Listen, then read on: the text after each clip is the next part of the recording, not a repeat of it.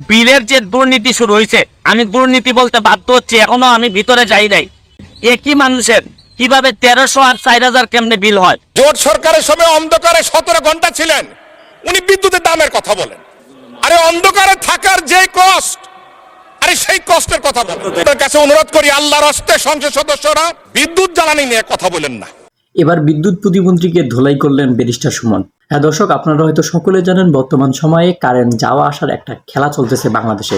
আপনারা হয়তো সকলেই জানেন বর্তমান সময়ে এমন বেশি গরম হচ্ছে, যেই গরমে মানুষের চলাফেরা অনেক বেশি কষ্টকর হয়ে দাঁড়িয়েছে। আর এই গরমে কারেন্ট যাওয়া আসার যে একটা খেলা চলতেছে, এই খেলা নিয়ে এবার রুখে দাঁড়িয়েছেন ব্যারিস্টার সুমন।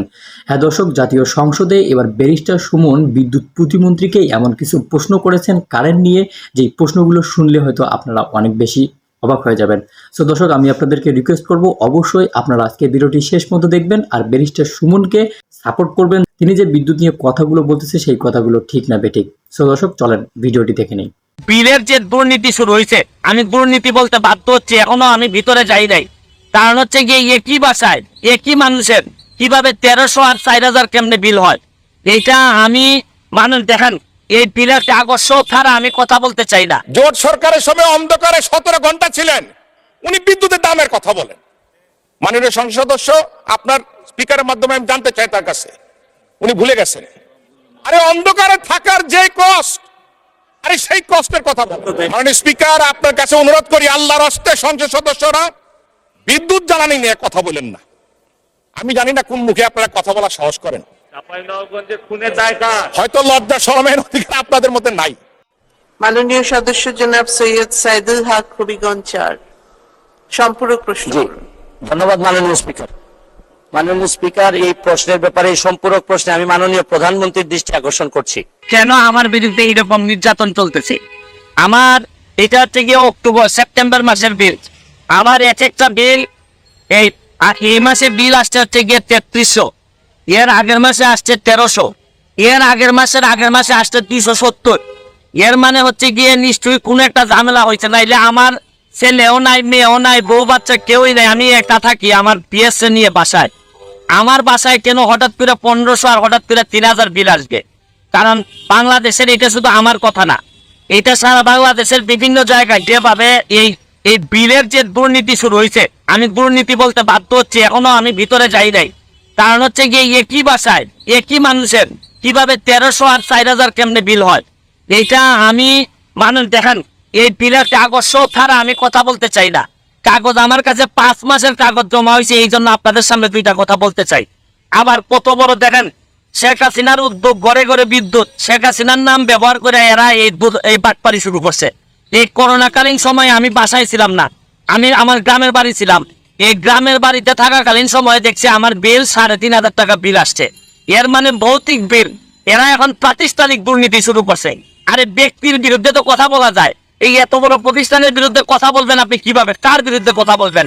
মাননীয় মন্ত্রীর দৃষ্টি আকর্ষণ করে বলছি, দেখেন আপনারা এই যে মানুষের যে দীর্ঘ নিঃশ্বাস, এই নেত্রীর নাম ব্যবহার করে, উপরে নেত্রীর নাম দিয়ে এই যে আপনারা ভৌতিক বিল দেওয়া শুরু করছেন, এটা ছিলেন সকালবেলা উঠে যে গার্জিয়ান, যে 1500 টাকার বিলের জায়গায় যে 3000 3500 টাকা বিল দেখে, তার জীবন তো এইভাবেই শেষ হয়ে যাচ্ছে। আরে ধর্ষণ কি খালি মহিলাদের হয়? এই বিদ্যুৎ বিলের ধর্ষণ হচ্ছে না? এই যেটা হওয়ার কথা 1300, এইটারে 3500 5000 করে বিল মারতেছেন, মানে আর বাঁচার কোনো পথ নাই। কারণ প্রাতিষ্ঠানিক দুর্নীতি যখন আপনি অবস্থান নিয়ে নেয়, তখন আমাদের যারা জনগণ আছে, জনগণের 12টা বেজে।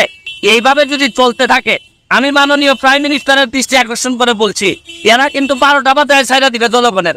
এদের কাছ থেকে কিন্তু বাঁচার কোনো উপায় নাই। কারণ ব্যক্তির বিরুদ্ধে তো মামলা করা যায়, এত বড় প্রতিষ্ঠানের বিরুদ্ধে আপনি মামলা করবেন কিসের ভিত্তিতে? আমি বলবো যে এখনো সময় আছে, এটা চেক করেন।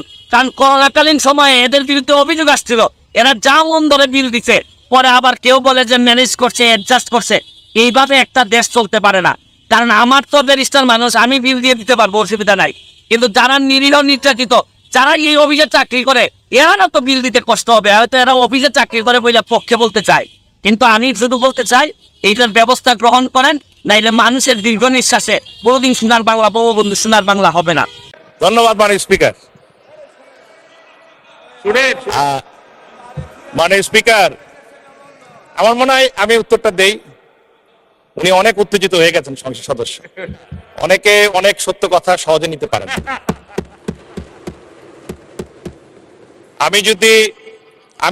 আমি মাননীয় স্পিকার, আমি চাই এই সংসদে একটা সময় দেন, জ্বালানি নিয়ে কথা বলবো। অন্ধকারে 17 ঘন্টা ছিলেন, সকলে মনে আছে। জোট সরকারের সময় অন্ধকারে 17 ঘন্টা ছিলেন, উনি বিদ্যুতের দামের কথা বলেন। আরে অন্ধকারে থাকার যে কষ্ট, আরে সেই কষ্টের কথা বলেন। আপনাদের সময় বিদ্যুৎ অপচয় কষ্ট কত ছিলেন জানেন? মাননীয় সংসদ সদস্য, আপনার স্পিকারের মাধ্যমে আমি জানতে চাই তার কাছে, উনি ভুলে গেছেন 44%।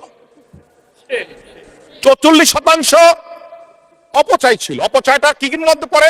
দুর্নীতির মধ্যে পড়ে। তিনবার দুর্নীতিতে চ্যাম্পিয়ন কি খামাখা হয়েছেন তারা? 5 বার।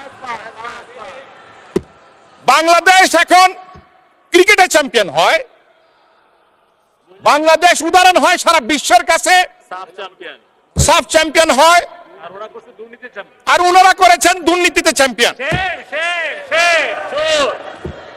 ঘন্টার পর ঘন্টা শেষ হয়ে যাবে মাননীয় স্পিকার যদি বক্তব্য দিতে হয় তাদের ব্যাপারে। কোনো প্রয়োজন নাই। চাল ডাল গম কি দাম ছিল? আরে ভাই, আপনারা তো খাদ্যই দিতে পারেন না, গুলি করে মানুষ মেরেছে, আবার দামের কথা জিজ্ঞাসা করেন। আপনারা বিদ্যুৎই দিতে পারেন না 17-18 ঘন্টা। কানসাটে আপনারা গুলি করে মানুষ হত্যা করেছেন। আমার এখনো খেয়াল আছে, সাবেক প্রধানমন্ত্রী খালেদা জিয়া গিয়েছিলেন টঙ্গীতে বিদ্যুৎ পাওয়ার প্ল্যান্ট ওপেন করার জন্য। ঢাকায় আসতে পৌঁছতে পারে নাই, তার মধ্যে বিদ্যুৎ প্ল্যান্ট বন্ধ হয়ে গেছে। মাননীয় স্পিকার, আপনার কাছে অনুরোধ করি, আল্লাহর হস্তে সংসদ সদস্যরা বিদ্যুৎ জ্বালানি নিয়ে কথা বলেন না। আমি জানি না কোন মুখে আপনারা কথা বলার সাহস করেন। হয়তো লজ্জা শরমের অধিকার আপনাদের মধ্যে নাই।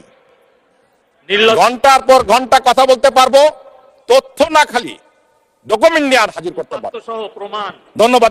দর্শক, আপনারা শুনতে পারলেন যে জাতীয় সংসদে ব্যারিস্টার সুমন বিদ্যুৎ প্রতিমন্ত্রীকে কি সব প্রশ্ন করতেছিল। সো দর্শক, বর্তমান সময়ের বিদ্যুৎ সম্পর্কে আপনাদের যে কোনো রকমের মন্তব্য করতে পারেন কমেন্ট বক্সে। আর চ্যানেলে নতুন এসে থাকলে অবশ্যই চ্যানেলটিকে সাবস্ক্রাইব করে রাখবেন, পাশে আসা বেল আইকনটি অন করে রাখবেন যেন নতুন আপডেট ভিডিওগুলো সর্বপ্রথম আপনার কাছে পৌঁছাতে পারে। আবারও দেখা হবে নতুন কোনো ভিডিওতে নতুন কোনো টপিক নিয়ে। ততদিন পর্যন্ত ভালো থাকুন, সুস্থ থাকুন। আল্লাহ হাফেজ।